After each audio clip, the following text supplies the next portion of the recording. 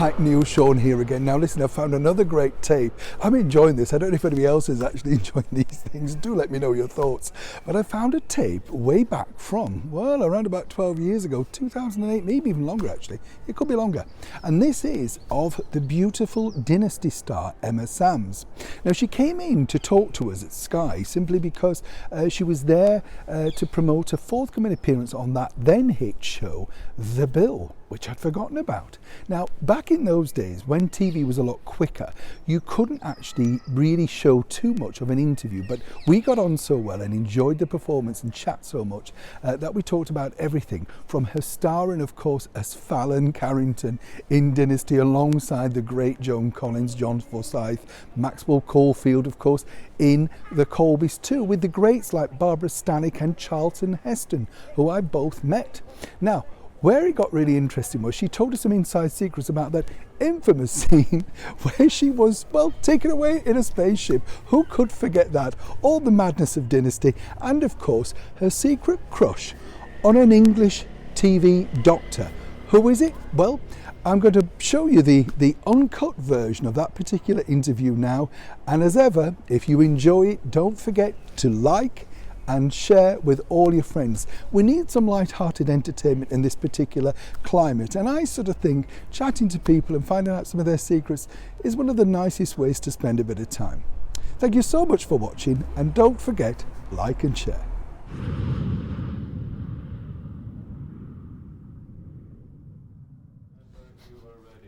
You're ready. With me now. Hi, Neil Sean here on Sky News Showbiz with the gorgeous Miss Emma Samms. Remember though, Emma? If you miss... Oh. Okay.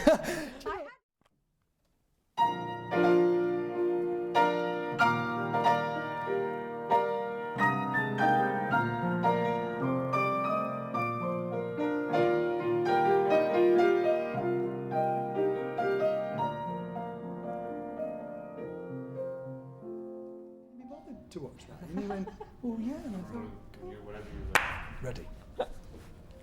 Emma, a pleasure to meet you. Now, you're back here, of course, doing The Bill, one of my favourite shows. How did that come around? Actually, it's one of my mum's favourite shows, if not her favourite show. So when they were talking to me about the part, and I saw what a really juicy part it was, and very good acting part, not about the way you look, it's not glamorous, that's for sure. I just thought it'd be a lovely opportunity to do something, you know, really different. As a woman known for glamour, do you find it then when you want to do, like as an actress, you know, you switch to the other side and just sort of have an actress, I'm going to do a gritty role. Is that hard to convince people then, like saying The Bill, or did they sort of say, no, we want you to be like this? Well, I think there's a bit of a novelty factor involved. If, oh look, it's that Fallon off Dynasty looking awful. So that might have something to do with them offering me the part, but hopefully it's because they thought I could handle the, you know, the sort of the acting, which is a great compliment, because it was a tough part to do. Now, I was watching some of your earlier work, like Models Inc., General Hospital, stuff like that. Now, you were quite cruel in some of these shows, it has to be said. Models Inc. in particular. I thought it was fab. I mean, she was doing everything that everybody wants to do. So yeah. When you get a role like that, is it more fun to be the bad girl, as it were? Because, you know, you can be kind of cruel to people and then think, this is not me, you know. It's great fun to be the bad girl. You do get things out of your system that you would never do in real life. So yes, I would say being the bad girl is more fun. You can get stuck in that though. It's quite hard if you've always played bad people, then it's hard to sort of play the nice, sweet, innocent victim. I've been lucky, I've done a bit of both throughout my career, so that's helped a lot, I think.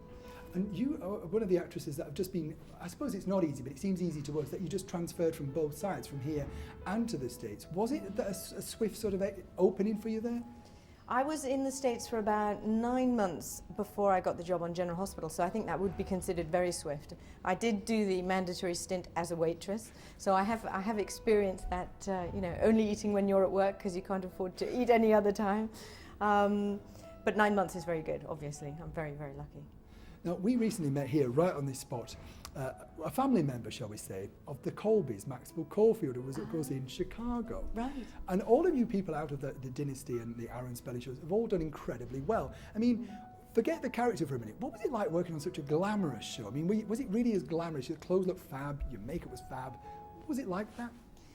looking glamorous doesn't feel glamorous, and that's a strange thing to say, but it involves a lot of hard work. You know, there was much effort involved in looking glamorous, and there was even somebody employed full-time to do body makeup, so even the bits of us that were showing not our faces, even those bits had makeup on.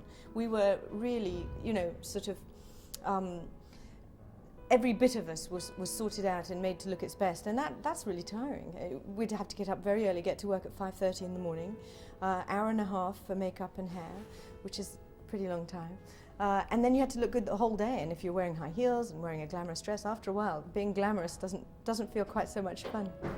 I have to say, it's like world famous scene, and you know which I'm going to ask you about. So when you got that script, Emma, and you first saw it, did you kind of think, now, this is obviously a dummy script. I'm going to get the real story soon. Or did you think, right, you must be doing this then?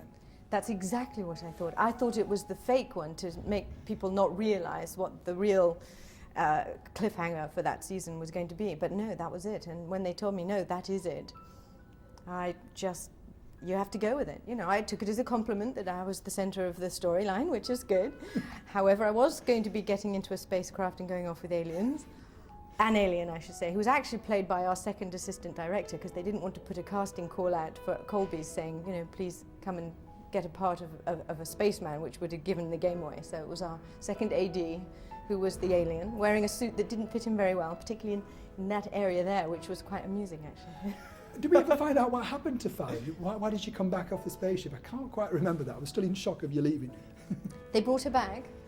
They brought her back to Dynasty because they cancelled Colby's. Now let's hope that it had nothing to do with the aliens, but luckily Fallon was asked, I was asked to go back onto Dynasty after they cancelled Colby's, and so I just played it that, you know, she was convinced she'd been taken up in a spaceship and was really upset that nobody believed her.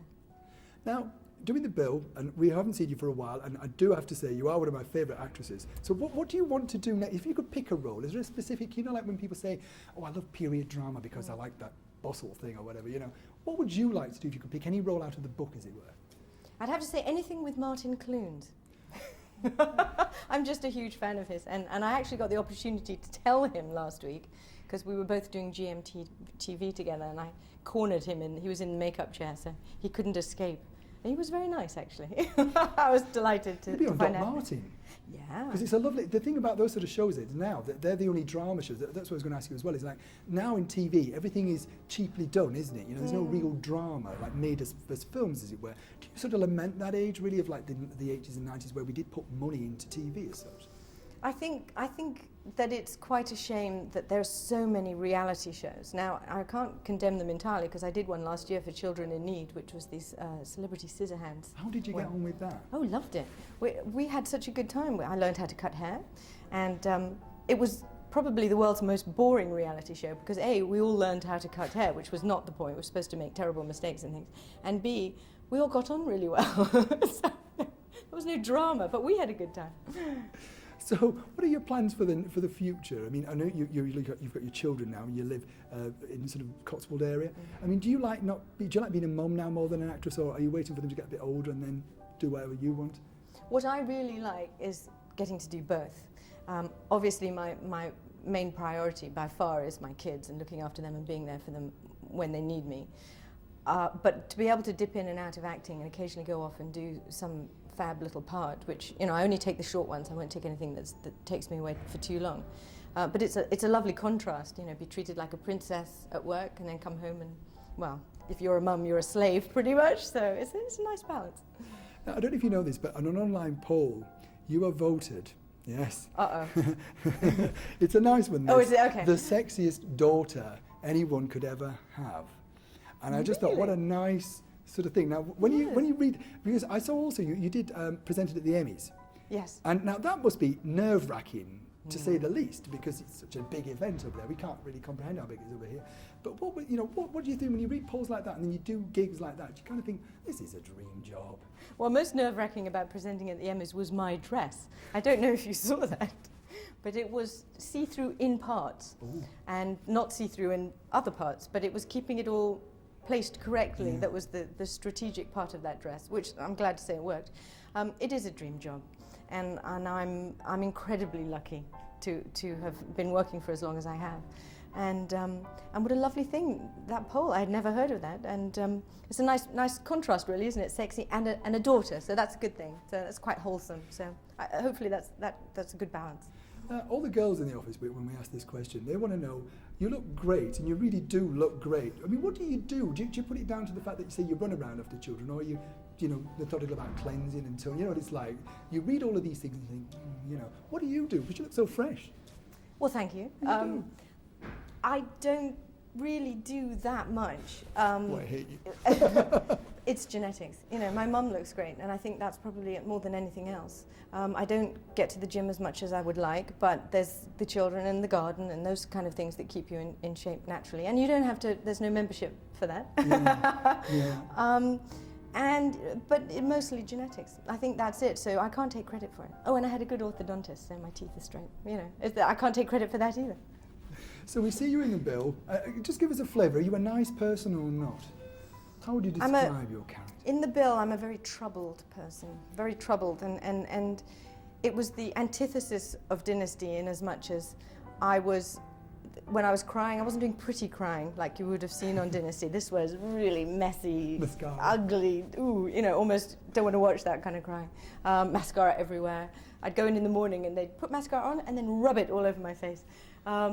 They put broken veins on my face and neck and red up inside my nose and in my eyes. It was quite distressing, really, to look in the mirror, so I tried not to. You know what they'll do now, though? They'll take those pictures and put them out and say, Emma Sams, look at her now. They'll get a picture from then and then.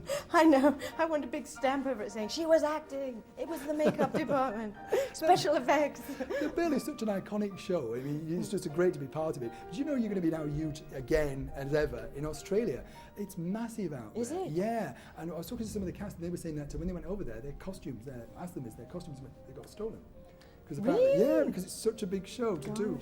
Well, I'm very, very chuffed to have been on the bill because it's got such a fantastic reputation for, you know, all the guest artists that they have on there. They apparently, you know, they're of a good high quality. And I heard that after I had done the job, so I was even more chuffed then to hear that.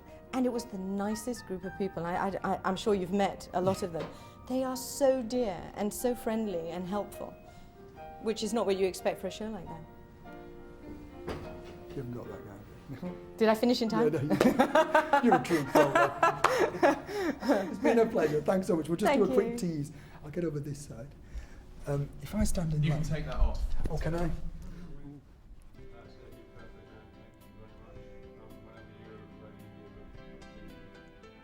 Hi, Neil Sean here on Sky News Showbiz with the gorgeous Miss Emma Sams. Remember though, Emma?